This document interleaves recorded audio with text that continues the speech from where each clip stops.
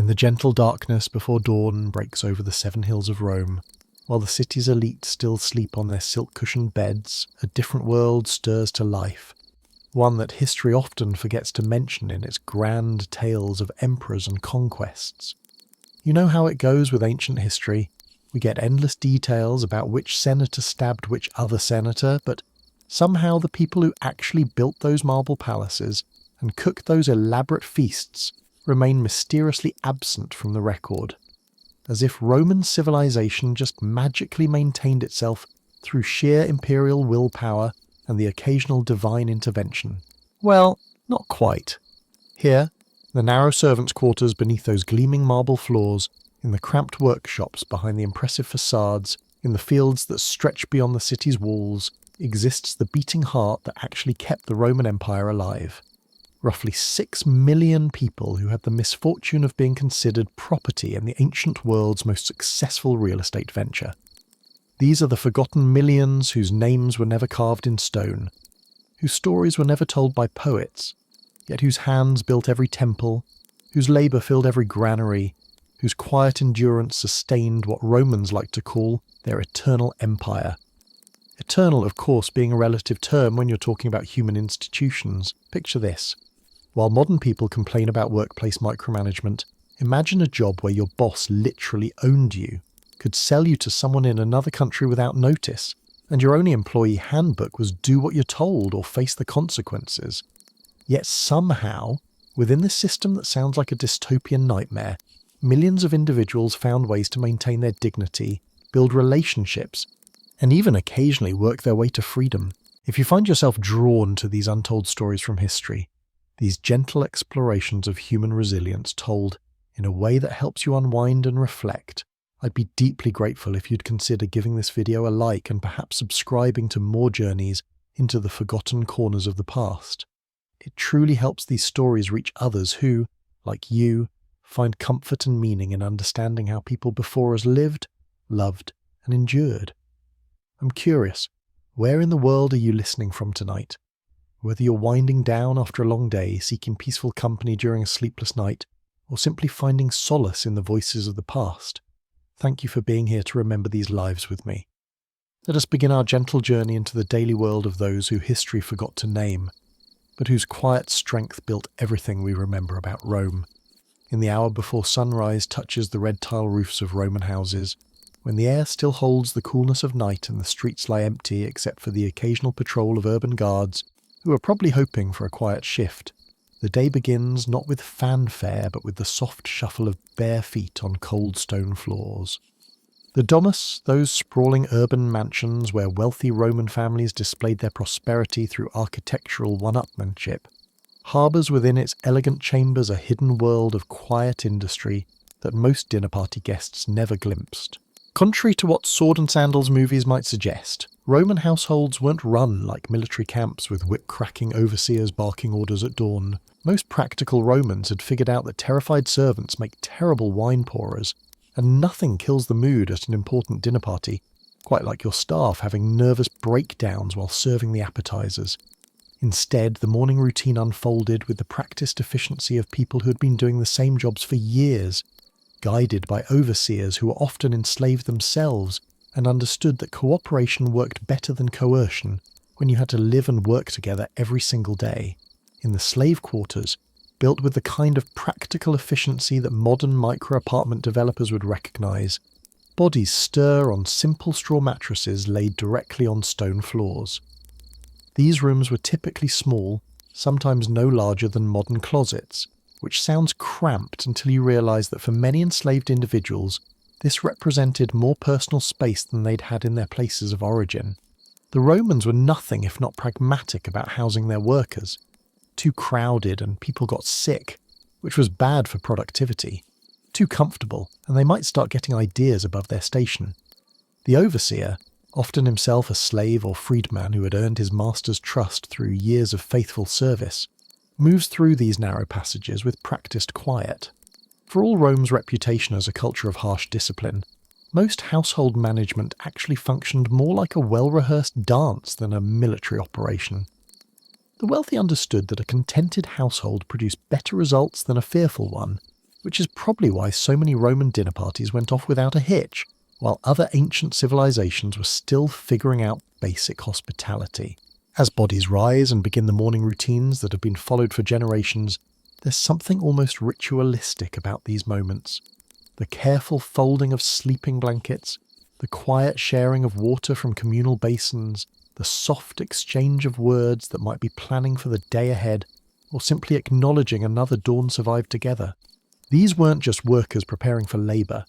They were human beings beginning another day of life, finding small ways to assert dignity and maintain connection, despite circumstances that legally defined them as property. The Villa Urbana required an intricate network of specialised servants to maintain its impressive facade. Archaeological evidence from Pompeii, that city preserved by volcanic ash, in what was essentially history's most dramatic workplace accident, reveals households that might employ anywhere from a dozen to over 100 enslaved individuals. Each had specific roles that required skill, training, and often considerable education. Which raises an interesting question. How exactly do you run an empire while simultaneously pretending that some of your smartest, most skilled people don't technically count as people? The answer, as it turns out, was a lot of willful cognitive dissonance and some remarkably flexible legal interpretations. As morning light filters through the high windows of Roman houses and illuminates the frescoed walls with their scenes of mythological splendour, the true business of the day begins. Not the grand political decisions that historians love to chronicle, but the countless small acts of service that actually made Roman daily life possible. And when we say countless, we mean it literally. No one was keeping track of how many times enslaved hands swept those marble floors, or how many individual grapes were pressed into wine for the master's table. The morning meal in a Roman household was typically simple. Bread, perhaps honey, diluted wine, maybe some fruit if the family was feeling fancy. But even this modest beginning to the day required coordination among specialists who had spent years perfecting their roles. The pista, if the household was large enough to employ a dedicated baker, had been working since well before dawn, because apparently the Romans invented the concept of fresh bread being worth getting up early for, though they probably didn't call it artisanal or charge extra for it. The bread itself tells a story of Roman social hierarchy that would make modern class distinctions look subtle. Coarse brown loaves made from cheaper grains for the slaves and lower servants, fine white bread made from carefully sifted wheat flour for the master's table, and various grades in between that reflected the kind of minute status distinctions that made Roman society function like an incredibly complex game, where everyone knew exactly where they stood. It was social media before social media, except instead of follower counts, you were judged by grain quality. What's particularly striking about these morning routines is how they reveal the intimate nature of Roman domestic slavery.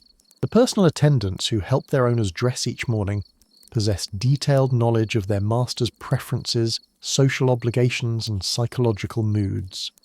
The ornatrix who styled a Roman lady's hair knew her mistress well enough to suggest styles appropriate for specific social situations, understanding that the wrong hairstyle could be a social disaster roughly equivalent to showing up to a modern business meeting in pyjamas. These relationships, while fundamentally unequal, involved daily interaction that created bonds of familiarity that Roman law officially ignored but practically couldn't prevent. When you spend years helping someone get dressed every morning, you tend to learn things about them that go beyond their preference for particular tunics.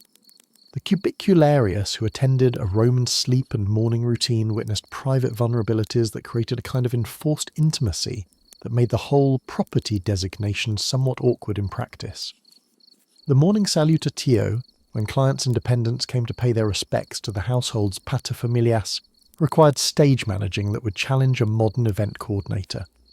Except instead of managing corporate executives and catered lunches, you were juggling Roman politicians and their egos, which was probably significantly more dangerous. The household slaves responsible for these arrangements had to understand social hierarchies so complex that they made medieval court protocol look straightforward. The nomenclator deserves particular recognition as history's first social media manager, except instead of managing online profiles, he maintained mental files on hundreds of individuals, their names, relationships, recent scandals, business interests, and political affiliations. When visitors arrived for the morning salutatio, he would whisper identification and relevant details to his master, enabling the kind of personal attention that made clients feel valued. It was essentially a human-powered customer relationship management system, except the consequences of getting someone's name wrong could involve actual daggers rather than just angry emails.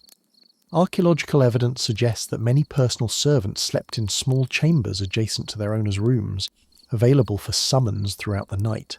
This wasn't just about convenience, it created intimacies that complicated the simple master-slave relationship in ways that Roman law struggled to address. Many such servants eventually gained manumission and continued as trusted family retainers, suggesting that these intimate relationships, however problematic their origins, sometimes evolved into something approaching mutual care. This probably made family dinners interesting when former slaves were sitting at the table as honoured guests. The Roman morning routine also reveals the educational sophistication that slavery often required, which creates one of history's more glaring ironies.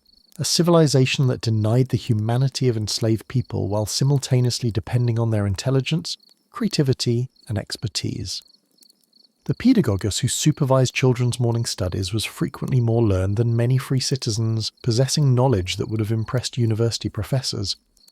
These enslaved teachers often developed genuine relationships with their pupils, becoming lifelong influences whose impact extended far beyond formal instruction. Many former pupils eventually freed their pedagogy and continued relationships that blurred the boundaries between service and friendship, which raises the uncomfortable question. If you trust someone enough to educate your children and value their wisdom enough to continue the relationship after legal obligations end, what exactly was the justification for owning them in the first place? The Romans, it seems, preferred not to examine this particular contradiction too closely. As the Mediterranean sun climbs toward its zenith and shadows grow short in Roman courtyards, we discover something that ancient sources rarely bothered to document, but archaeological evidence reveals clearly. Enslaved individuals were remarkably good at creating community and meaning within circumstances designed to prevent both. While Roman writers focused on the grand political dramas of the Forum, the actual daily life of the empire was being sustained by people who had figured out how to maintain their humanity within a system that legally denied it existed. In the workshops that lined Roman streets, where the sounds of hammering and grinding and weaving created the constant soundtrack of urban productivity, skilled artisans who happened to be enslaved were producing the goods that made Roman civilization materially possible. The Roman economy, unlike its modern counterparts, depended on thousands of small workshops where individual craftsmen created everything from simple household pottery to elaborate decorative objects, which means that much of what we admire about Roman material culture was created by people whose contributions history forgot to acknowledge. The figureless working clay into vessels that would carry olive oil across the Mediterranean possessed skills that took years to master, understanding clay composition, firing temperatures, glazing techniques, and decorative traditions that connected his work to artistic styles developed over centuries. While legally property, he was practically an artist whose individual style might be recognised by customers who returned specifically for his work. Archaeological evidence reveals that many enslaved artisans marked their pieces with personal stamps, suggesting a professional pride that transcended legal status. Which raises the question, if your property is signing their artwork, maybe your definition of property needs some adjustment. Roman textile workshops employed hundreds of thousands of individuals in work that ranged from simple cloth production to elaborate weaving that created silk and wool garments worn by the wealthy. The physical demands were considerable. Days spent at looms, fingers moving in practice patterns that produced cloth, whose quality reflected years of training. Yet within these workshops, social structures emerged that provided dignity and meaning to workers whose legal status denied them formal recognition. Senior weavers taught newcomers not just technical skills but workshop traditions, songs that made repetitive work more bearable, and support networks that helped individuals cope with personal difficulties. These weren't just workplaces, but communities where people spent most of their waking hours, creating relationships that often lasted lifetimes. The midday meal break became an opportunity for community building that Roman masters generally encouraged because it improved productivity, proving that even within exploitative systems, basic human needs for social connection couldn't be entirely suppressed.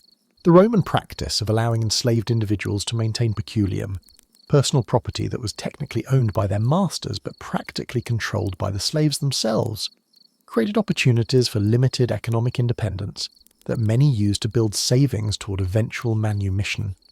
Archaeological evidence suggests that some enslaved individuals accumulated considerable wealth through careful management of their peculium, engaging in small-scale trade and craft production that provided both current benefits and hope for future freedom. This created the interesting situation of property owning property, something Roman legal scholars apparently preferred not to think about too carefully. In rural settings, where most Roman slaves actually lived and worked, the midday rest during summer's heat became an opportunity for community life that helped sustain workers through difficult conditions.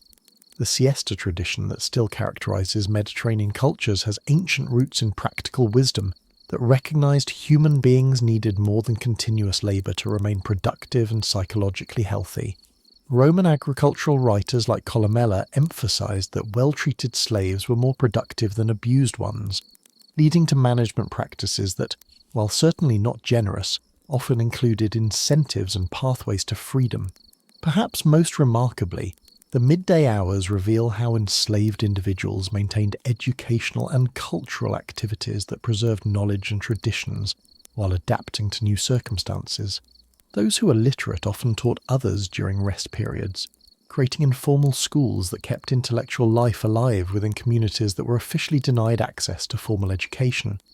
Musical traditions from various cultures merged in slave quarters, creating fusion styles that enriched Roman society, even as they provided comfort to displaced people. The collegia, professional associations that provided mutual aid for various trades, sometimes included enslaved members alongside free artisans, creating opportunities for professional development that transcended legal status. These associations provided funeral benefits, loans during hard times, and social recognition that helped skilled workers maintain professional pride despite their legal circumstances, which suggests that even Romans understood, on some practical level, that their legal categories didn't quite match social realities. What becomes clear from examining midday activities is that enslaved individuals consistently found ways to create meaningful lives within restrictive circumstances. While the fundamental injustice of slavery cannot be minimized, the daily reality included opportunities for community building, skill development, and social connection that provided both practical benefits and psychological sustenance. These weren't just survival strategies, but ways of maintaining human dignity within systems designed to deny it. As shadows begin to lengthen in Roman courtyards, and the intense heat of midday gradually softens, we encounter perhaps the most complex aspect of Roman slavery: the intricate relationships and specialized skills that developed within systems designed to reduce human beings to mere property. The afternoon hours reveal how individuals navigated these contradictions with remarkable creativity, finding ways to assert their humanity while adapting to constraints they couldn't directly challenge. In Roman schools, those quiet rooms where the children of wealthy families received their education, enslaved pedagogy were engaged in work that would shape the next generation of Roman leadership. These teacher slaves, often Greeks captured in warfare or purchased for their educational abilities, possessed knowledge that exceeded that of most free citizens. This created the fascinating situation of property being entrusted with educating future Roman leaders, something that required impressive mental gymnastics to justify philosophically. The relationship between pedagogues and student often transcended simple instruction to become something approaching mentorship. Roman sources describe former students who maintained lifelong connections with their enslaved teachers, eventually freeing them and continuing relationships that blurred traditional social boundaries. The pedagogues knew his pupils' intellectual strengths, family dynamics, and personal character in ways that gave him unique influence over the young Roman's development. If that doesn't complicate the whole property designation, it's hard to imagine what would. Archaeological evidence from Roman schools reveals sophisticated teaching materials and methods that would be impressive in any era.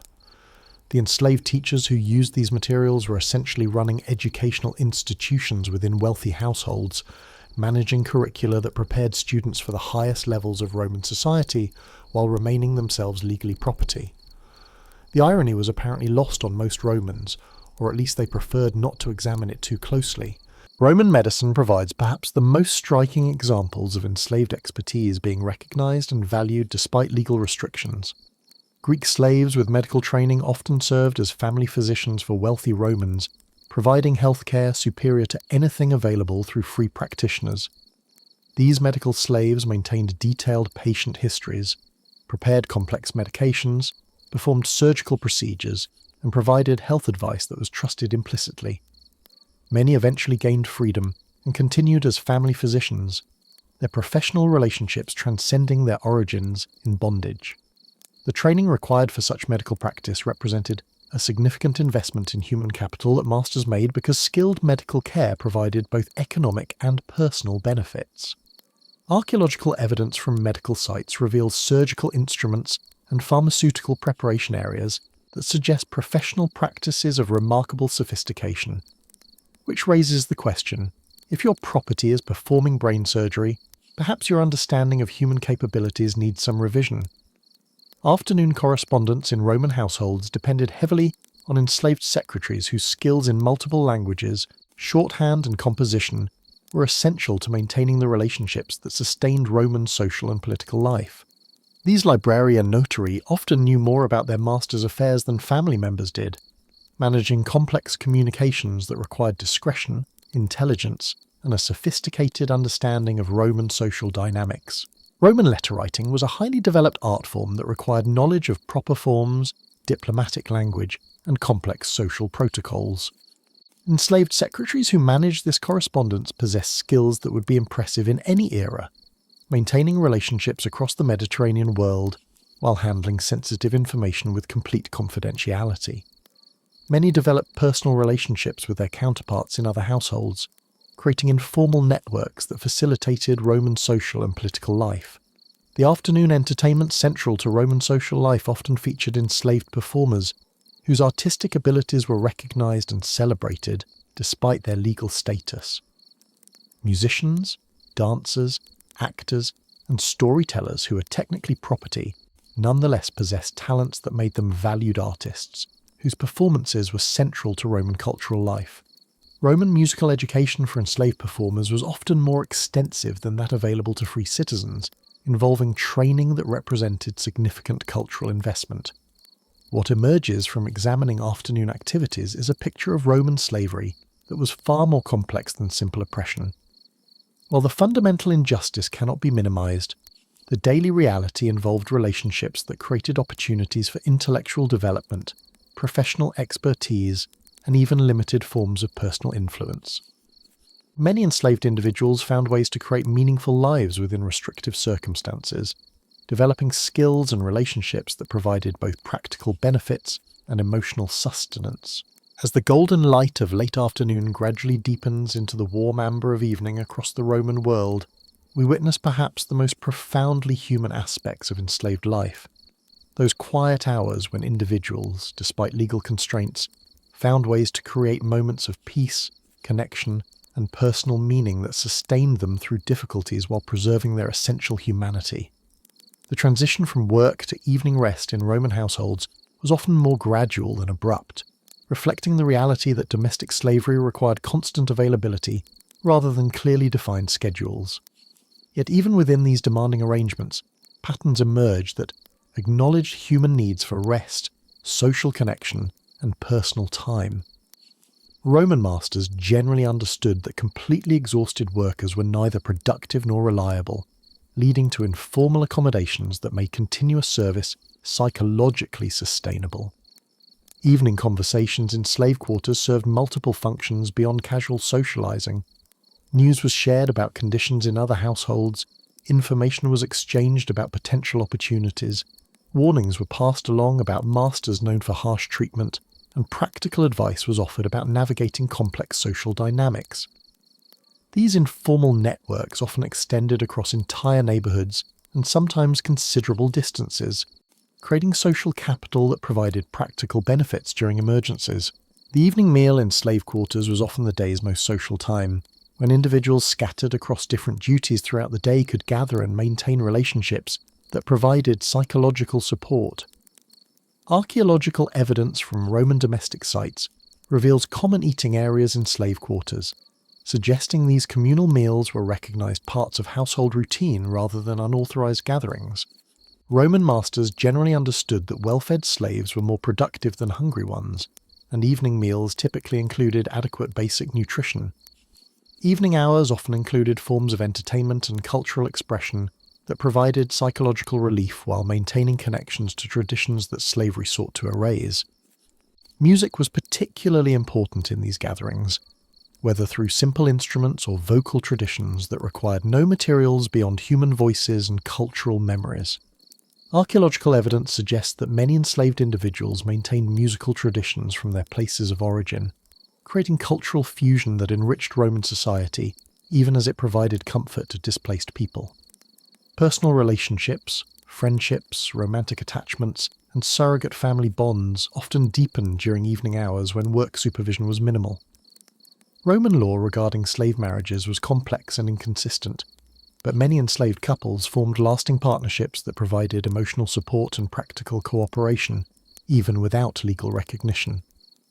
These relationships often included children who, while legally property like their parents, were nonetheless raised with care that demonstrated persistent human values. Evening religious and spiritual practices provided another source of comfort and community. While restrictions on participation in official Roman ceremonies varied, most masters allowed private spiritual practices that didn't interfere with work obligations. Archaeological evidence from slave quarters reveals small shrines and religious objects that suggest active spiritual lives adapted to circumstances that made formal religious participation difficult. The evening hours also reveal economic activities that many enslaved individuals pursued through their peculium. Many used evening time to engage in small-scale craft production, trade or service provision that generated income they could save toward eventual manumission or use for personal needs and family support. Some accumulated considerable wealth through careful management, engaging in business activities that required a sophisticated understanding of markets and investments. Evening conversations were also when many prepared for the possibility of manumission, freedom that might come through various circumstances that occasionally created opportunities for legal freedom. The knowledge shared during these discussions included practical information about legal procedures, advice about post-freedom career possibilities, and emotional preparation for transitions that would be both liberating and challenging. As oil lamps burned lower and evening gradually deepened into night, the quiet activities in the slave quarters reveal the remarkable resilience that characterized enslaved life in the Roman world. Despite circumstances designed to reduce human beings to mere labor units, individuals consistently found ways to maintain relationships, pursue personal interests, preserve cultural traditions, and prepare for possible futures that transcended current constraints. As darkness finally settles over the Roman world, and the last oil lamps flicker out in servant quarters across the empire, we reach perhaps the most private and profound aspect of enslaved experience. Those quiet hours when individuals, lying on simple mattresses in cramped chambers, confronted their circumstances alone while finding within themselves the strength to continue, to hope, and to maintain their essential humanity. The night hours reveal most clearly the inner lives of enslaved individuals, their fears and hopes, their memories of freedom or dreams of achieving it, their relationships with distant family members, and their spiritual lives that provided comfort when earthly circumstances offered little reason for hope. These weren't just rest periods, but psychological spaces where individuals process their experiences while maintaining the mental resources necessary to face another day of constrained choices. Sleep itself was often fitful for individuals whose legal status provided no security against sudden changes. A master's death might mean sale to unknown owners, separation from loved ones, or assignment to more dangerous duties. The knowledge that their lives could change dramatically without warning created chronic stress that affected both sleep and general psychological health. Yet within these circumstances, many developed remarkable mental resilience that enabled them to find rest and preserve inner lives rich enough to sustain them through difficulties. Dreams provided psychological spaces where enslaved individuals could experience forms of freedom unavailable in daily life. Sleep brought dreams that might reunite them with distant family members, transport them to places of origin, or present visions of futures that included liberation and self-determination. These experiences, while temporary, provided psychological relief that helped maintain emotional balance despite difficult circumstances. The night hours were also when many maintained connections to spiritual traditions that provided comfort and hope. Private prayers, meditations, and spiritual practices that required no material resources beyond personal devotion could be maintained even under restrictive circumstances, providing psychological anchors that helped individuals maintain identity and purpose despite legal status that officially denied both. Personal relationships that provided emotional sustenance were often deepened during night hours when couples could share private moments that affirmed their humanity and connection, despite circumstances designed to reduce them to mere property. These relationships, while lacking legal protection, provided psychological benefits essential to maintaining mental health under stressful conditions. Parents who were enslaved faced particular challenges during night hours when concerns about their children's welfare and future prospects came to the forefront. The knowledge that children born into slavery would face similar constraints created profound psychological burdens, yet many found ways to provide emotional security, educational opportunities, and hope that might eventually lead to better circumstances for the next generation. The night was also when many processed the complex emotions that arose from their circumstances: grief for losses, anger at injustices that couldn't be directly challenged, fear about uncertain futures, yet also hope that circumstances might improve and determination to maintain dignity despite dehumanizing treatment. These emotional processes were essential to psychological health but required private time and space to work through safely. As sleep finally came to exhausted bodies resting on simple beds in quarters designed for efficiency rather than comfort, the dreams that filled those dark hours carried forward the hopes, memories, and aspirations that sustained enslaved individuals through difficulties while maintaining the psychological resources necessary to face another day with dignity and resilience. The remarkable fact that emerges from examining these night hours is how consistently individuals found ways to preserve their humanity, maintain relationships, and nurture hopes for better futures despite systems designed to reduce them to mere property. The psychological strength required for such persistence was considerable, yet it appears to have been remarkably common among enslaved populations who developed sophisticated mental strategies for survival and adaptation. In the gentle darkness that follows our journey through a single day in the life of a Roman slave, we're left with profound appreciation for the resilience, dignity, and quiet strength of individuals whose names history never recorded, but whose lives sustained one of the world's greatest civilizations. Their story reminds us that, even in humanity's most challenging chapters, the essential qualities that make us human — love, hope, creativity, and the persistent search for meaning — continue to shine like stars in the night, guiding us toward understanding not just the past, but our own capacity for endurance and grace. Tomorrow would bring another dawn, another day of navigating impossible circumstances with whatever dignity could be preserved, another 24 hours of finding meaning within constraint and hope within hardship.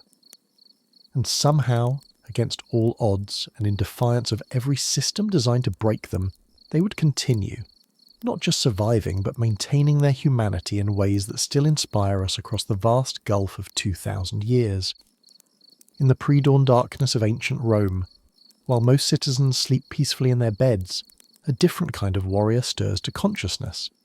Not in a military barracks preparing for conquest, but in quarters that exist somewhere between prison and training facility, between death row and athletic dormitory.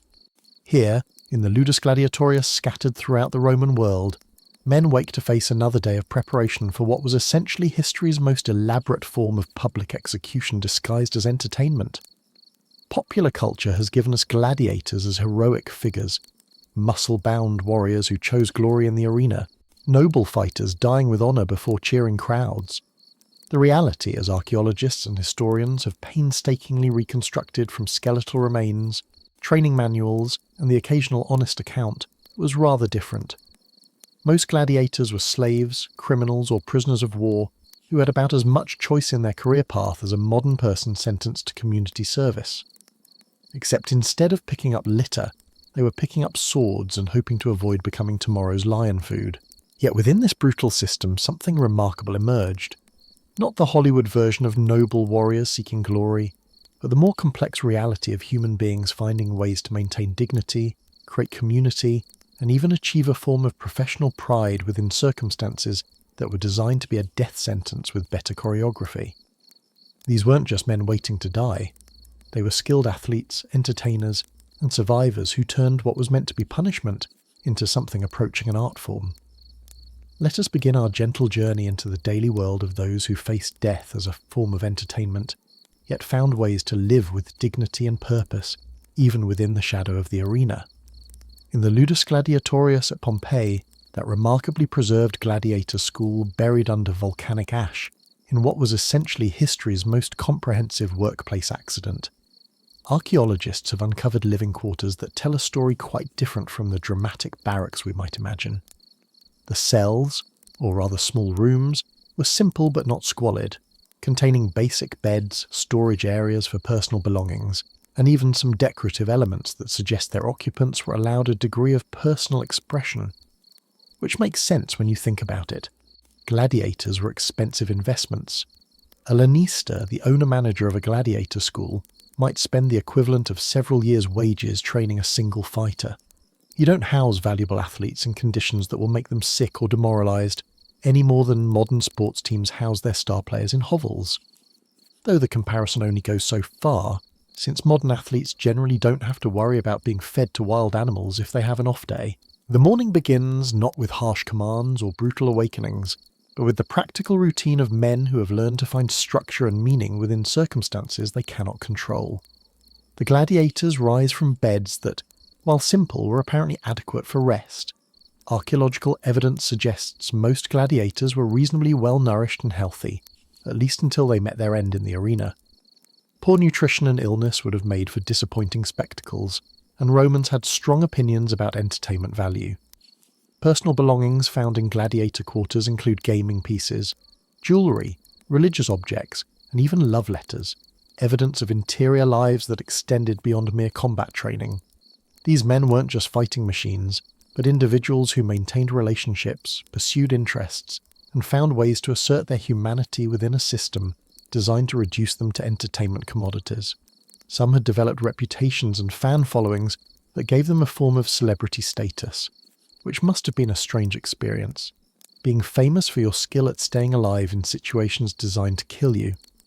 The cell assignments often reflected the gladiator school's understanding that community and social structures were essential to maintaining morale and preventing the kind of despair that might lead to suicide or rebellion, both of which were bad for business. Experienced fighters often shared quarters with newer arrivals, creating mentorship relationships that helped newcomers adapt to their circumstances while preserving the accumulated wisdom that kept fatality rates manageable. After all, gladiators who survived their fights were gladiators who could fight again, which was considerably more profitable than constantly having to replace your entire roster. Religious practices were apparently common in gladiator quarters, with many fighters maintaining shrines to various gods and goddesses who might provide protection, strength, or simply comfort in facing an uncertain future. Archaeological evidence reveals devotions to traditional Roman deities, Eastern mystery religions, and personal protective spirits, suggesting that men facing potential death found solace wherever they could, regardless of official religious policies. The night before a fight allegedly often included specific rituals and prayers, though the details of these practices remain largely unknown. As dawn breaks over the training grounds of the Ludus, what begins is not the chaotic violence that movies might suggest, but something closer to a masterclass in specialized combat techniques. Think less fight to the death, and more extremely dangerous ballet with sharp objects. Roman gladiatorial training was sophisticated, methodical, and focused on creating skilled performers who could put on a good show rather than simply killing each other as quickly as possible. The Romans, practical as always, had figured out that the most entertaining fights weren't necessarily the bloodiest or shortest, but those that showcased skill, suspense, and dramatic moments that kept audiences engaged. This required gladiators who were not just strong or fierce, but technically proficient in their chosen fighting styles, capable of creating the kind of choreographed violence that satisfied bloodthirsty crowds while maximising the chances that both fighters might survive to entertain again. Training began with the rudies, wooden practice weapons that allowed fighters to develop technique without constantly maiming each other during preparation. This wasn't mercy, but economics. Wounded gladiators couldn't train, and dead gladiators couldn't generate revenue. The wooden weapons were carefully crafted to match the weight and balance of real combat gear, allowing fighters to develop muscle memory and timing that would transfer to actual arena combat. The doctores, gladiator trainers who were often former fighters themselves, possessed expertise that would have impressed modern athletic coaches. They understood biomechanics, combat psychology, and the specific techniques required for different gladiator types. A retiarius, who fought with a net and a trident, required completely different training from a heavily armoured secutor, and both needed different preparation from a Dimachères who fought with dual swords. Each style had its own techniques, strategies, and even philosophical approaches to combat. Morning training sessions were allegedly structured around specific skills rather than general combat. Footwork drills that would have looked familiar to modern dancers or martial artists, weapon handling exercises that developed precision and control, and conditioning routines designed to build the kind of stamina required for fights that might last a considerable time before reaching a conclusion. The goal wasn't just to create killers, but performers who could deliver the kind of spectacle that Roman audiences expected. Physical conditioning was remarkably sophisticated, with training routines that addressed strength, endurance, flexibility, and recovery. Archaeological analysis of gladiator remains suggests these men were in exceptional physical condition, not just strong, but athletic in ways that required considerable training and nutritional support. Their bone structure shows evidence of intensive training from a young age, with muscle attachments that suggest specialization in particular fighting styles. The training weapons found at gladiator schools reveal the precision with which different fighting styles were developed. Each type of gladiator had specialized equipment designed for specific tactical advantages and disadvantages that created interesting combat dynamics. The heavily armoured Murmillo faced off against the lightly armed Retiarius, not because it was fair, but because the contrast in fighting styles created dramatic tension that audiences found entertaining. Medical training was apparently part of gladiator education, with fighters learning to treat minor wounds, recognise serious injuries, and provide basic first aid during combat. This wasn't a humanitarian concern, but a practical necessity. Gladiators who could keep fighting despite minor injuries put on better shows and lived longer, both of which were economically beneficial. Some gladiators allegedly became skilled enough at field medicine to serve as medical assistants in their schools. The morning training concluded with what sources describe as tactical discussions, analysis of fighting techniques, discussion of opponent strategies, and sharing of combat wisdom that had been accumulated over generations of arena experience. These sessions were apparently conducted with the seriousness of military briefings, because in many ways that's exactly what they were: preparation for combat where tactical knowledge could mean the difference between life and death. As the Mediterranean sun reaches its peak and the training grounds grow too hot for intensive physical work, gladiators retreat to the shade for the meal that was perhaps the most important part of their daily routine, not just for physical nourishment, but for the social bonding that helped maintain morale within communities of men facing extraordinarily stressful circumstances. The gladiator diet, contrary to what you might expect from condemned men, was apparently quite good, and not just adequate, but carefully planned to support the kind of athletic performance that Roman audiences demanded. Archaeological analysis of gladiator remains reveals bone chemistry that suggests diets rich in protein, adequate in calories, and supplemented with various nutrients that would have been expensive luxuries for most Romans. This wasn't generosity, but investment protection. Well-fed gladiators performed better and lived longer. Ancient sources describe gladiators as barley men, horderi, which initially led scholars to assume they subsisted on basic grain porridge. More recent analysis suggests this was likely a specialised athletic diet, barley being chosen not as cheap filler, but as a carbohydrate source that provided sustained energy for intensive training and combat. The diet was allegedly supplemented with meat, vegetables, and even expensive delicacies that reflected the economic value placed on successful fighters. The communal dining arrangements served psychological functions that gladiator school operators apparently understood intuitively. Men facing potential death found comfort in shared meals, conversation, and the social bonds that developed over time spent eating together. These weren't just feeding sessions, but community-building activities that helped maintain the kind of group solidarity that made training effective and prevented the despair that might lead to suicide or rebellion. Gladiator schools allegedly maintained cooks who specialised in preparing food for athletes, understanding nutrition in ways that would have seemed sophisticated even by modern standards. The meals were planned to support recovery from intensive training, provide energy for afternoon sessions, and maintain the kind of physical condition that Roman audiences expected to see in the arena. Poor nutrition would have been immediately visible to crowds who had strong opinions about entertainment quality. The midday rest period also provided time for the kind of social interaction that helped gladiators maintain psychological health within stressful circumstances. Friendships developed that provided emotional support, mentorship relationships emerged between experienced and newer fighters, and informal networks formed that shared information about everything from fighting techniques to potential opportunities for freedom through successful arena performance. Gaming was apparently common during rest periods, with dice, board games, and other entertainments that provided mental stimulation and social interaction. Archaeological finds from gladiator quarters include elaborate gaming sets that suggest leisure activities were not just tolerated but encouraged, probably because bored gladiators were more likely to cause problems than occupied ones. Some games apparently involved betting with personal possessions, creating small-scale economies within the schools.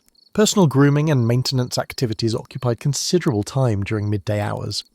Gladiators were performers as much as fighters, and their physical appearance was part of the spectacle that Roman audiences expected. This included not just cleanliness and fitness, but the kind of grooming that enhanced their visual appeal to crowds who appreciated athletic bodies as much as combat skills. Oil, used both for skincare and to make grappling more difficult during fights, was apparently applied with care that approached ritual preparation. Letter writing and communication with the outside world, where possible, provided connections to life beyond the gladiator school. Some fighters maintained relationships with family members, romantic partners, or former associates, conducting correspondence that revealed interior lives extending well beyond their roles as arena performers. These connections to the broader world helped maintain psychological links to identities beyond their status as gladiators. The midday medical examinations that were apparently routine in well-run gladiator schools served both practical and psychological functions. Injuries from training needed attention to prevent infection or chronic problems that might affect performance. But the medical attention also demonstrated that gladiators were valued as individuals whose health and well-being mattered, at least from an economic perspective, which was more consideration than many received in their circumstances.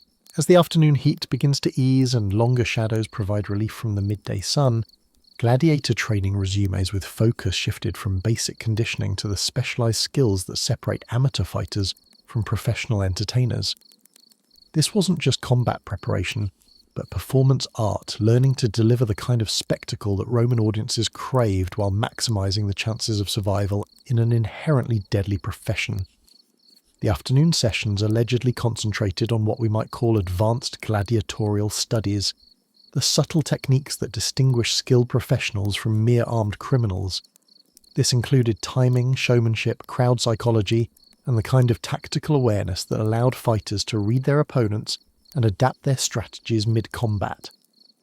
A gladiator who could adjust his fighting style based on his opponent's weaknesses, while simultaneously playing to crowd preferences, had much better survival odds. Different gladiator types trained separately during afternoon sessions, developing the specialized techniques that made each fighting style distinctive and entertaining. The Retiarius practiced the net-throwing techniques that required precision timing and spatial awareness, while the heavily armoured Secutor worked on the aggressive pursuit tactics that made him an effective counter to the net fighter's mobility.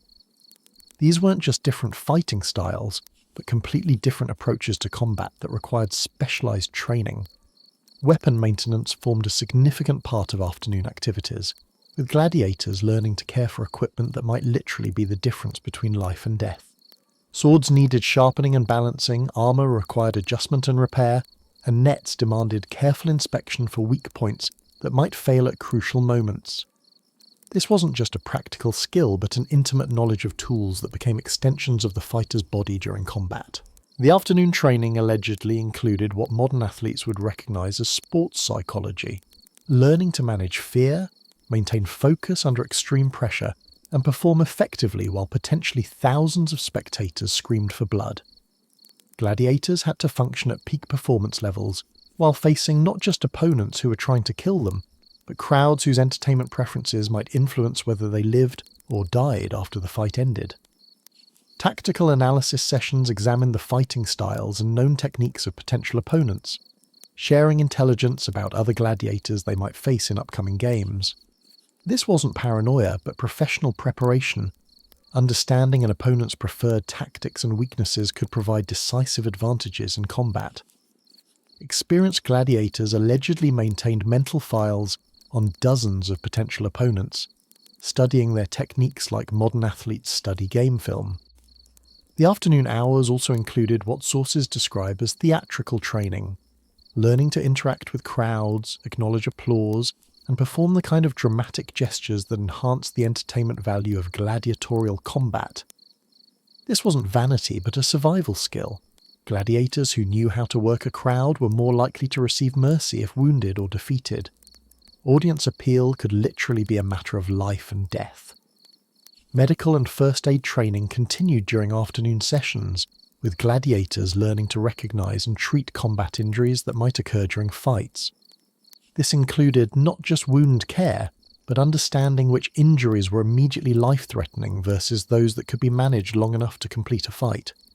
Some gladiators reportedly became skilled enough to continue fighting effectively even while wounded, turning apparent disadvantage into crowd-pleasing displays of courage. Physical therapy and injury prevention techniques were apparently sophisticated, with training routines designed to strengthen areas most vulnerable to combat stress while maintaining flexibility and range of motion essential for effective fighting. Archaeological analysis of gladiator remains shows evidence of injuries that were successfully treated and healed, suggesting access to medical care that was advanced for the ancient world. As evening approaches and the training day winds toward its close, gladiators enter perhaps the most psychologically important part of their routine, those quiet hours when the immediate demands of physical preparation give way to mental and spiritual preparation for whatever tomorrow might bring. For men living with constant awareness that each day might be their last, these evening hours took on significance that those of us living more secure lives can barely imagine. The evening meal in gladiator schools was apparently a more elaborate affair than the midday repast, both in terms of food quality and social significance. This was when the community of fighters came together, not just as fellow trainees, but as men sharing an extraordinary and dangerous way of life. Conversations ranged from technical discussions of fighting techniques to personal reflections on life, death, and the strange circumstances that had brought them together. Some gladiators allegedly used evening hours to compose letters or messages for loved ones, knowing that any upcoming fight might be their last opportunity to communicate final thoughts or feelings. These weren't necessarily morbid exercises, but practical preparations for uncertain futures, the kind of emotional housekeeping that people facing dangerous situations often find necessary for peace of mind. Evening religious observances were apparently common, with individual gladiators and sometimes groups participating in prayers, offerings or rituals designed to seek divine protection or prepare spiritually for potential death. The diversity of religious practices found in gladiator quarters suggests these men sought comfort wherever they could find it, regardless of official religious policies or cultural backgrounds. Personal grooming for upcoming fights began during evening hours, with gladiators preparing their bodies and equipment for potential arena appearances. This included not just practical considerations like weapon maintenance and armor adjustment, but the kind of aesthetic preparation that enhanced their visual appeal to audiences, whose approval might influence their survival chances. The sharing of combat wisdom and tactical knowledge was a regular feature of evening gatherings, with experienced gladiators passing along insights and techniques to newer fighters. This mentorship wasn't just professional courtesy, but a practical survival strategy. Well-prepared opponents made for better fights, which benefited everyone by keeping audiences engaged and satisfied with the overall quality of entertainment. Social bonding activities that helped maintain morale included storytelling, music, and games that provided psychological relief from the stress of constant awareness of mortality. Archaeological evidence suggests gladiator quarters included musical instruments and entertainment materials that were used during leisure hours to maintain the kind of community spirit that made dangerous work psychologically manageable. Evening hours were also when many gladiators engaged in the kind of philosophical reflection that circumstances naturally inspired. Living with constant awareness of mortality tends to focus the mind on questions about meaning, purpose, and what constitutes a life worth living, considerations that allegedly led some gladiators to develop sophisticated personal philosophies about courage, dignity, and honour within impossible circumstances. As darkness settles over the gladiator school and oil lamps cast flickering shadows on the walls of small chambers that housed men whose tomorrows were always uncertain, we encounter the most private and perhaps most profound aspect of gladiatorial life. Those quiet hours when individuals confronted their mortality alone, while somehow finding the strength to rest and recover for whatever challenges might come with dawn. Sleep for gladiators was often fitful, disrupted by the kind of stress that comes from living with constant awareness that any upcoming fight might be fatal.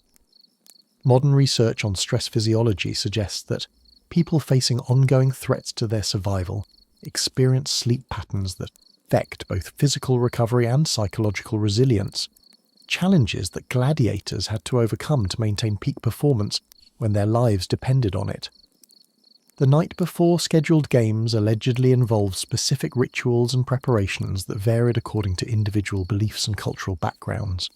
Some gladiators sought solitude for prayer or meditation, others preferred the company of close friends for emotional support, and many apparently engaged in the kind of practical preparations, checking equipment, reviewing tactics, making peace with personal relationships, that people facing dangerous situations often find psychologically necessary. Dreams and nightmares were presumably common among men, whose daily reality included training for combat that might result in death. Personal possessions found in gladiator quarters suggest many maintained connections to life beyond the arena. Family photographs or ancient equivalents, religious objects, personal mementos that help preserve identity, and emotional connections that transcended their roles as performers in deadly entertainment. These objects probably became more important during night hours when men were alone with their thoughts and fears. The practical aspects of nighttime in gladiator schools included security measures that were probably as much for the gladiators' protection as for preventing escapes. Men facing potential death in the arena represented considerable economic investment, and their safety from external threats or internal conflicts had to be maintained to protect the substantial resources involved in their training and upkeep.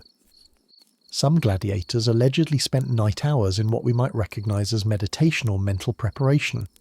Visualization techniques, breathing exercises, or other psychological practices designed to manage fear and maintain the kind of mental clarity that effective combat required.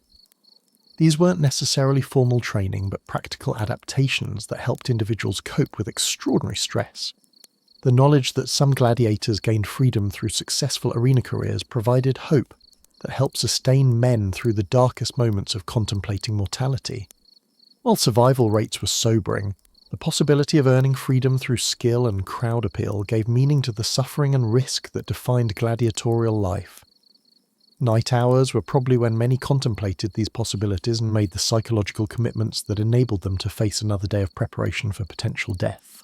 As sleep finally came to exhausted bodies resting on simple beds in chambers that might have been prisons or dormitories, depending on perspective, the dreams that filled those dark hours carried forward whatever hopes, fears, and determination would be needed to face another day of training for entertainment that doubled as potential execution.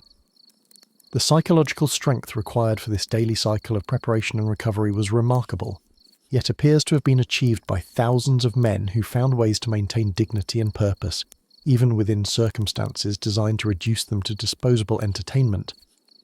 In the gentle darkness that follows our journey through a gladiator's day, we're left with appreciation for human resilience in its most tested form. Individuals who found ways to live with meaning and maintain community, even while facing death as public entertainment. Their story reminds us that dignity and courage can emerge from the most unlikely circumstances, that human beings possess reserves of strength that enable survival and even growth within situations that seem designed to destroy both body and spirit. Tomorrow would bring another day of training, another step closer to arena combat that might end in freedom, death, or something in between. And somehow, against odds that would terrify most of us, these men found the strength not just to survive, but to create lives of purpose and meaning within the shadow of violent death transformed into a public spectacle. In the pre-dawn silence of the Palatine Hill, where marble palaces rise like architectural prayers to divine authority, the most powerful man in the known world begins another day that will be simultaneously magnificent and terrifying, luxurious and burdensome, godlike and utterly human. Here, surrounded by frescoed walls that cost more than entire cities, protected by guards who would die at his word, served by hundreds who exist solely for his comfort, the Roman emperor faces the peculiar challenge of being mortal while pretending to be divine, a job description that would challenge even the most experienced modern executive. Popular imagination gives us Roman emperors as either noble philosopher kings dispensing wisdom from marble thrones, or mad tyrants feeding people to lions for entertainment. The reality, as preserved in imperial correspondence, court records, and the occasionally honest memoir, was considerably more complex and, frankly, more relatable than either extreme suggests. Most emperors were essentially middle managers of a vast bureaucratic machine, spending their days in meetings that would be familiar to any modern administrator, except the consequences of poor decisions might involve civil wars rather than quarterly losses. Yet within this demanding role, we discover something remarkable. Human beings attempting to balance personal needs with impossible expectations, private relationships with public performance, individual desires with imperial obligations. These weren't gods cosplaying as humans or humans pretending to be gods, but individuals navigating one of history's most challenging job descriptions with varying degrees of success, wisdom, and sanity. The Emperor's Day was structured around a carefully choreographed dance between the private person and the public symbol, between the individual who needed sleep, food, and companionship, and the institution that represented Roman power to millions of subjects across 3 continents. Every moment was potentially significant, every decision potentially momentous, every interaction potentially political, which would be exhausting for anyone regardless of how many palaces they owned. Let us begin our gentle journey into the daily world of those who held ultimate power yet remained, beneath all the ceremony and marble, remarkably and sometimes tragically human. In the hour before sunrise touches the 7 hills of Rome, when the city still sleeps beneath its blanket of pre-dawn quiet, the emperor stirs to consciousness in chambers that are simultaneously the most secure and most isolated rooms in the known world. The imperial bedroom, with its purple silk hangings and gold-inlaid furniture, is guarded by men whose loyalty has been tested repeatedly. Yet the occupant of that magnificent bed often sleeps fitfully, because unlimited power, it turns out, doesn't guarantee peaceful rest. The morning routine of a Roman emperor began not with the fanfare you might expect, but with the kind of careful security protocols that would be familiar to any modern head of state. Food tasters to ensure breakfast wasn't poisoned, trusted servants to help with dressing, careful inspection of daily schedules that might contain appointments with people who would prefer the emperor dead. It's hard to start the day feeling optimistic when your morning routine includes checking whether someone tried to assassinate you overnight.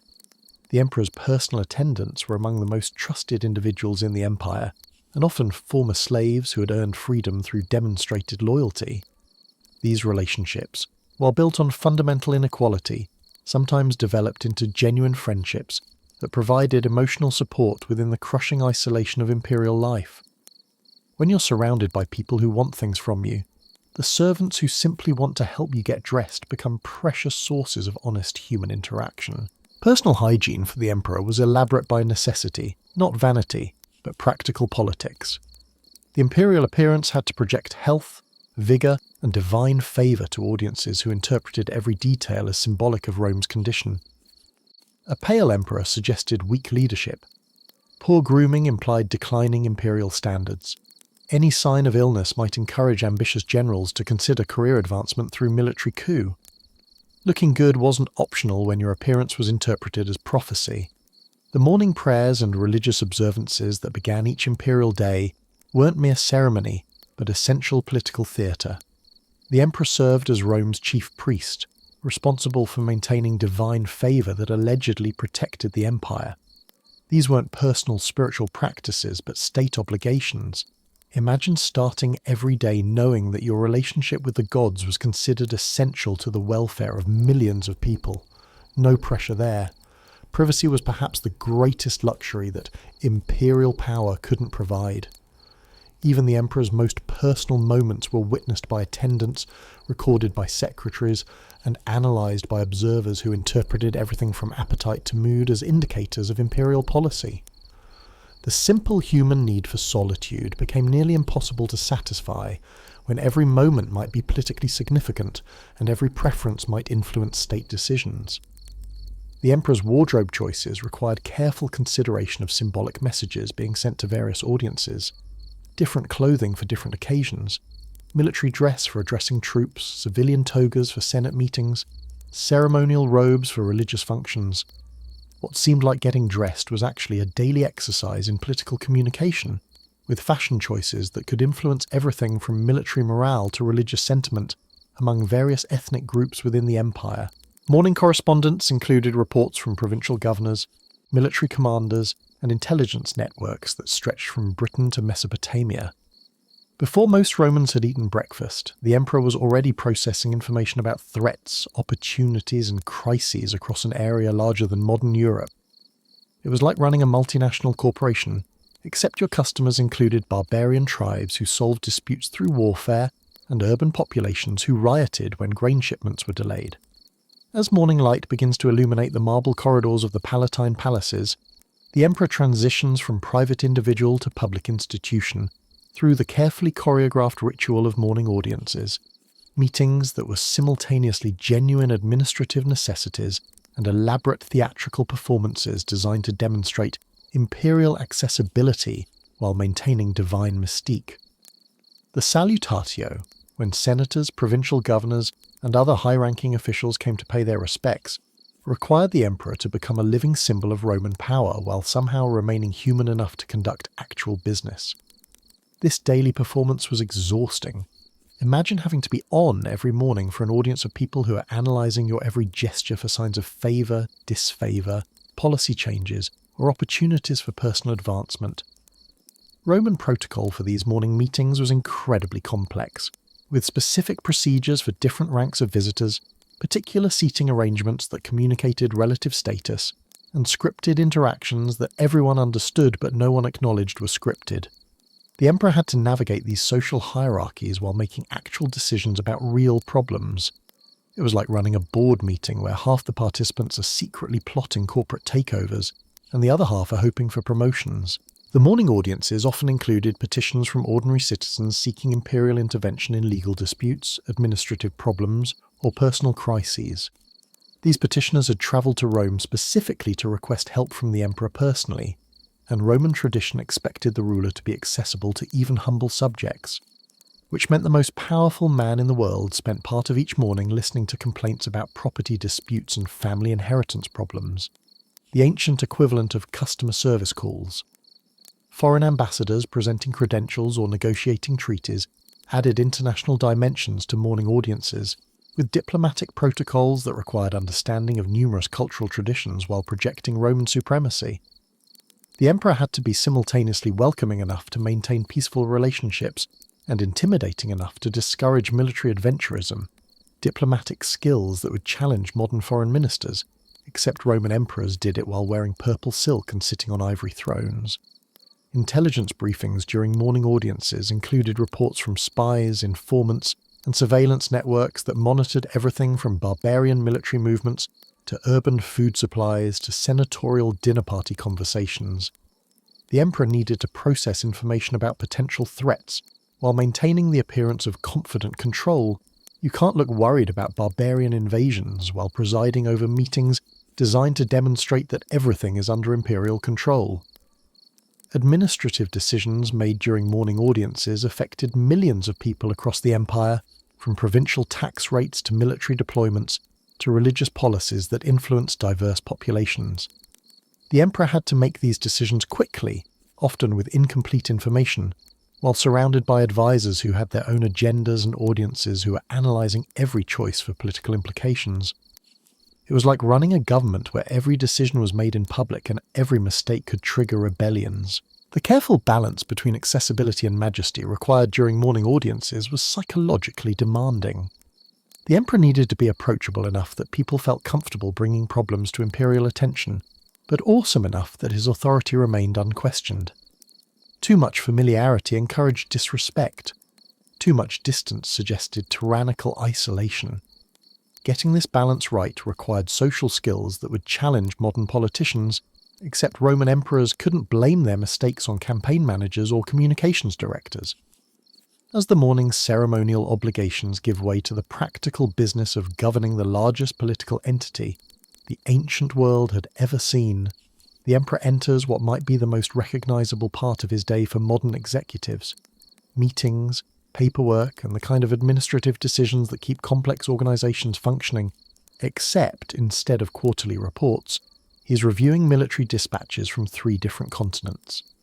The Imperial Council meetings that dominated midday hours brought together the Empire's top administrators, military commanders, and legal experts to discuss everything from provincial taxation policy to barbarian diplomacy, to urban planning for Rome itself. These weren't the dramatic throne room scenes of popular imagination, but working meetings where practical decisions were made about infrastructure, trade regulations, and resource allocation. Think less et tu brute, and more. How do we get enough grain to Alexandria before the Nile flood season? Financial administration consumed enormous amounts of imperial time, with detailed reviews of tax collection, military expenditures, public works budgets, and the complex accounting required to manage resources across dozens of provinces with different currencies, economic systems, and local conditions. The emperor wasn't just a political leader, but essentially the CEO of the ancient world's largest economic entity. And unlike modern executives, he couldn't delegate final responsibility to a board of directors when things went wrong. Military briefings during midday hours included reports from legion commanders stationed along frontiers that stretched from Scotland to Syria, updates on recruitment and training, assessments of equipment needs, and strategic planning for potential conflicts. Roman military organisation was sophisticated enough to function across vast distances, but ultimate command decisions still required imperial approval, which meant the emperor needed to understand tactical situations he might never see personally while making choices that could affect thousands of soldiers' lives. Legal matters requiring imperial attention included appeals from provincial courts, disputes between different jurisdictions, and policy questions that affected Roman law throughout the empire. The emperor served as the final court of appeal for the entire Roman legal system, which meant some of history's most important legal precedents were set during midday meetings that probably felt routine to the participants, but influenced legal thinking for centuries afterward. Correspondence with provincial governors required careful attention to local conditions, political sensitivities, and the personalities of administrators who wielded considerable power in distant territories. Each province had its own challenges: Egypt's complex irrigation systems, Gaul's tribal politics, Syria's eastern trade routes, and the emperor needed to understand these regional complexities while maintaining overall imperial coherence. It was like managing regional offices, except your regional managers commanded legions and governed populations that might rebel if they felt neglected. Urban planning for Rome itself fell under imperial oversight, with decisions about aqueduct maintenance, road construction, public building projects, and the complex logistics of feeding a population that may have exceeded 1 million people. The emperor wasn't just ruling an empire, he was also serving as mayor of the ancient world's largest city, dealing with everything from traffic congestion to sewage management, to ensuring adequate entertainment for crowds who rioted when they were bored. The paperwork generated by imperial administration was staggering. Reports, orders, legal decisions, diplomatic correspondence, financial records, all requiring imperial review and approval. Roman bureaucracy was remarkably efficient for its time, but final authority still rested with the emperor, who needed to process information from across the known world while making decisions that would be implemented by administrators he might never meet personally. Personnel decisions during midday hours included appointments to military commands, provincial governorships, and administrative positions throughout the imperial hierarchy. These choices affected not just individual careers but the overall effectiveness of Roman government, since incompetent or disloyal appointments could lead to military defeats, provincial rebellions, or administrative breakdowns that threatened imperial stability. The emperor was essentially running a vast human resources operation where poor hiring decisions might trigger civil wars. As the administrative demands of midday gradually give way to the afternoon hours allegedly reserved for personal time, the Roman emperor faces one of the most paradoxical aspects of his position. Even leisure is work when you're responsible for maintaining the public image of divine authority, while somehow finding ways to remain psychologically healthy within the crushing isolation of ultimate power. The afternoon meal, while certainly more elaborate than anything available to ordinary Romans, was still a working lunch where the emperor dined with advisors, foreign dignitaries or family members who might be discussing everything from military strategy to marriage alliances to succession planning. Privacy was nearly impossible when every conversation might have political implications and every preference might be interpreted as policy guidance. Even something as simple as praising a particular wine could affect trade relationships with the regions that produced it. Imperial bathing rituals, conducted in private bathhouses that rivaled public facilities in their luxury and sophistication, provided some of the few moments when the emperor might experience something approaching normal human relaxation. Yet even these personal moments were attended by servants whose observations might be reported to others, creating the constant awareness that genuine privacy was a luxury that imperial power couldn't provide. Imagine trying to unwind while knowing that your mood in the bath might be discussed in tomorrow's intelligence briefings. Reading and intellectual pursuits during afternoon hours often combined personal interest with political necessity, as the emperor needed to stay informed about philosophical trends, literary developments, and intellectual movements that might influence public opinion or provide insights into governing challenges. The imperial library wasn't just for entertainment, but a working collection used to research legal precedents, study historical examples of successful policies, and understand cultural traditions in various parts of the empire. Correspondence with family members who were scattered across the empire in various administrative or military positions required balancing personal relationships with political considerations. Imperial relatives were often appointed to important positions, creating situations where family dinners became policy meetings and personal conflicts could affect state administration. The emperor's wife, children, and siblings weren't just family, but political figures whose actions reflected on imperial authority and whose loyalty was essential to maintaining power. Artistic and cultural activities during afternoon leisure hours served both personal enjoyment and political purposes, as imperial patronage of artists, writers, and architects communicated messages about Roman cultural values, while providing the emperor with creative outlets that offered relief from administrative demands. The poems commissioned, sculptures erected, and buildings designed during these leisure hours became part of Rome's cultural legacy, while serving immediate political functions as propaganda about imperial taste and values. Physical exercise and military training remained important parts of imperial routine, not just for personal health but to maintain the martial image expected of Roman leadership. The emperor needed to appear physically capable of military command, even if modern warfare meant he was unlikely to engage in personal combat. Afternoon training sessions served both fitness and political purposes, demonstrating that imperial power remained connected to the military virtues that had built Roman dominance. Garden walks and outdoor activities in the palace grounds provided opportunities for informal meetings that couldn't be conducted in formal administrative settings.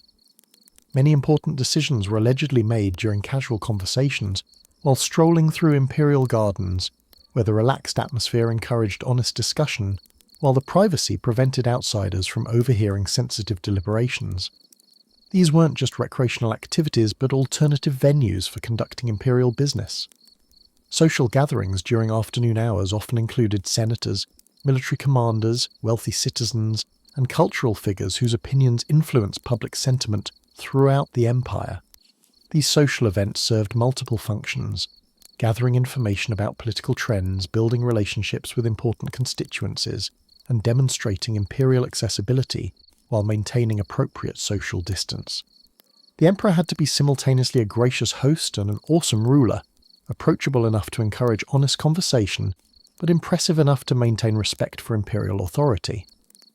As afternoon gradually deepens into evening and Rome's urban bustle begins to quiet under the lengthening shadows, the emperor transitions into perhaps the most theatrically demanding part of his daily routine, the evening ceremonies that reinforced both his religious authority as Pontifex Maximus and his political authority as the living embodiment of Roman power, all while maintaining the careful balance between accessibility and majesty that kept him human enough to govern effectively, yet divine enough to command absolute obedience. Religious ceremonies conducted during evening hours weren't personal spiritual practices but state obligations that required the emperor to serve as intermediary between the Roman people and the gods who allegedly protected the empire. These rituals had to be performed with precise attention to traditional forms, since any error might be interpreted as evidence of divine disfavour that could encourage political opposition or military rebellion. Imagine conducting religious services where mistakes in protocol might trigger constitutional crises. State banquets held during evening hours served multiple political functions, while providing the social interaction that even emperors needed for psychological health. These elaborate dinners brought together senators, provincial governors, military commanders, and foreign dignitaries in settings that combined genuine hospitality with careful political theatre. Every aspect was choreographed, seating arrangements that reflected current political relationships, menu choices that demonstrated imperial wealth, entertainment that showcased Roman cultural sophistication, and conversation that allowed the emperor to gather information while projecting confidence about imperial policy. The emperor's evening appearances at public entertainments, theatre performances, gladiatorial games, chariot races, were essential political obligations that demonstrated imperial concern for popular welfare while providing opportunities to gauge public sentiment through crowd reactions. These weren't leisure activities, but political performances where the emperor's presence legitimised the entertainment, while his responses were analysed for signs of policy preferences or political attitudes. A yawn at the wrong moment could be interpreted as disrespect for traditional values. Applause at inappropriate times might suggest political favouritism. Family dinners during evening hours, when possible, provided some of the few opportunities for normal human relationships, though even these personal moments carried political weight when imperial relatives held important administrative or military positions throughout the empire. Conversations about children's education, marriage plans, or career advancement weren't just family matters but decisions that affected imperial succession, political alliances, and administrative effectiveness. The emperor's family life was inevitably entangled with state business in ways that made genuine privacy nearly impossible. Cultural patronage activities during evening hours included meetings with artists, writers, philosophers, and architects whose work contributed to Roman cultural development while serving imperial propaganda purposes. The emperor's artistic preferences influenced cultural trends throughout the empire, making his personal taste a matter of political significance. Supporting particular styles of art or literature wasn't just aesthetic choice but political communication that affected how Roman civilization presented itself to both subjects and foreign observers. Intelligence briefings during evening hours often included information that was too sensitive for daytime administrative meetings. Reports about potential conspiracies, assessments of political reliability among senators and military commanders, updates on surveillance activities that monitored potential threats to imperial authority. These evening intelligence sessions required the emperor to process information about people who might be plotting his assassination, while maintaining the public confidence essential to effective leadership. It would be difficult to sleep peacefully after learning about potential death threats, yet showing fear or suspicion could encourage the very plots that intelligence gathering was meant to prevent.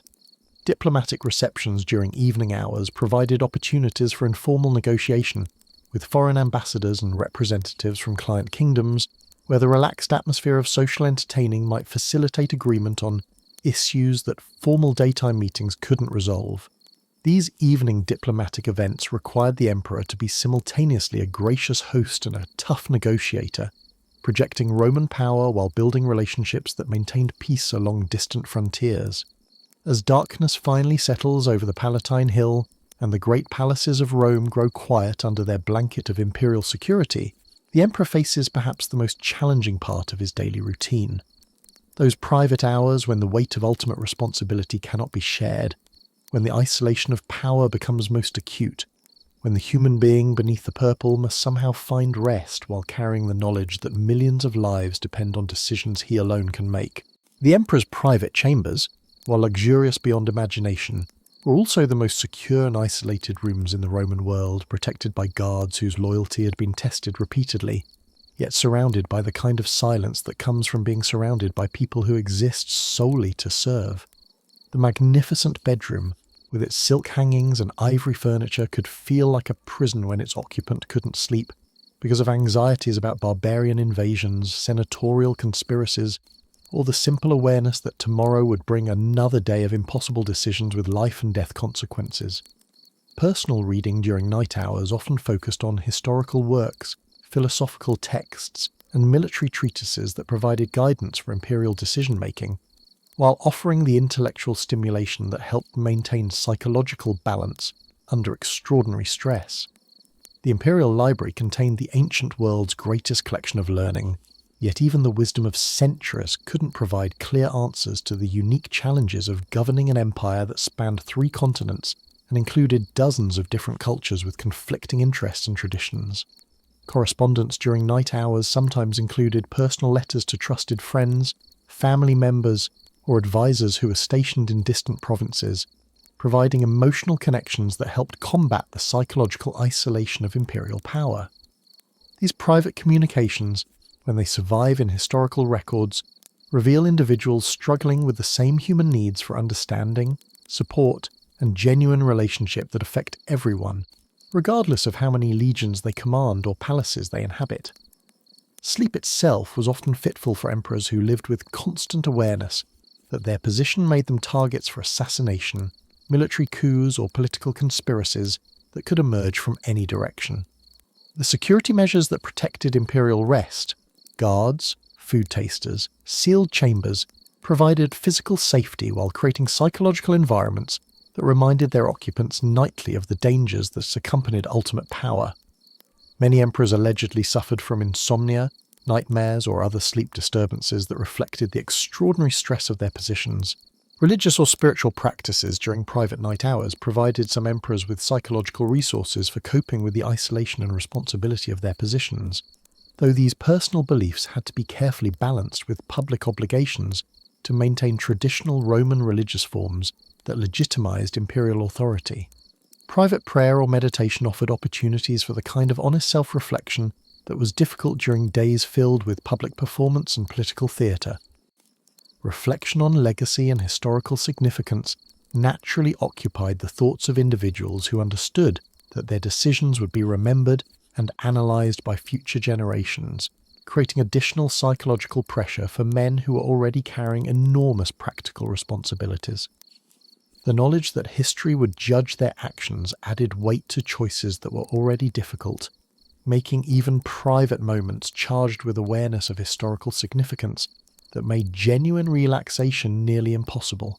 The night hours were also when many emperors confronted the fundamental contradictions of their positions, serving as both human individuals and divine institutions, exercising absolute power while remaining dependent on popular support and military loyalty, maintaining personal relationships while occupying roles that isolated them from normal human interaction. These paradoxes created psychological challenges that would be difficult for anyone to resolve, regardless of their personal qualities or philosophical sophistication.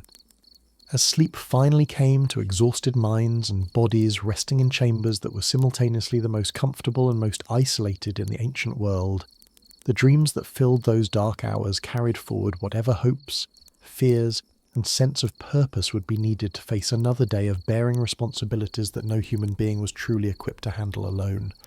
Tomorrow would bring another dawn, another day of balancing personal needs with imperial obligations, another 24 hours of being simultaneously the most powerful and most isolated individual in the known world.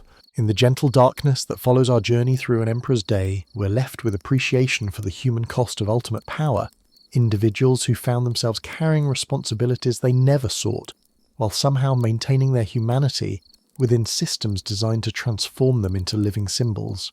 Their story reminds us that power, even absolute power, doesn't eliminate human needs for understanding, connection and meaning, but instead creates unique forms of isolation that challenge the psychological resources of even the strongest individuals.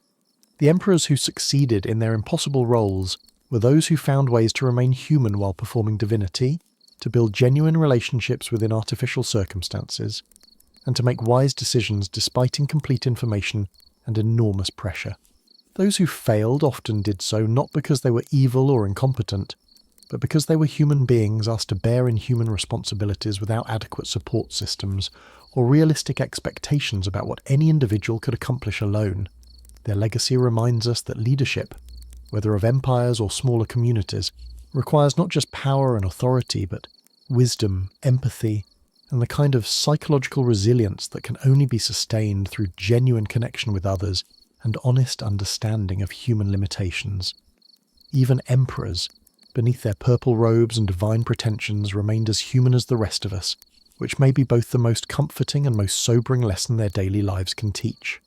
In the quiet moments that follow our gentle exploration of forgotten Roman lives, we're reminded that beneath the marble facades and imperial grandeur, the ancient world was populated by individuals not so different from ourselves.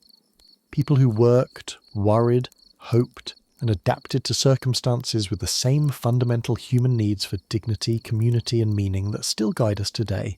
Their stories, preserved in fragments and whispers across 2 millennia, continue to speak to anyone willing to listen with patience and empathy to voices from the past.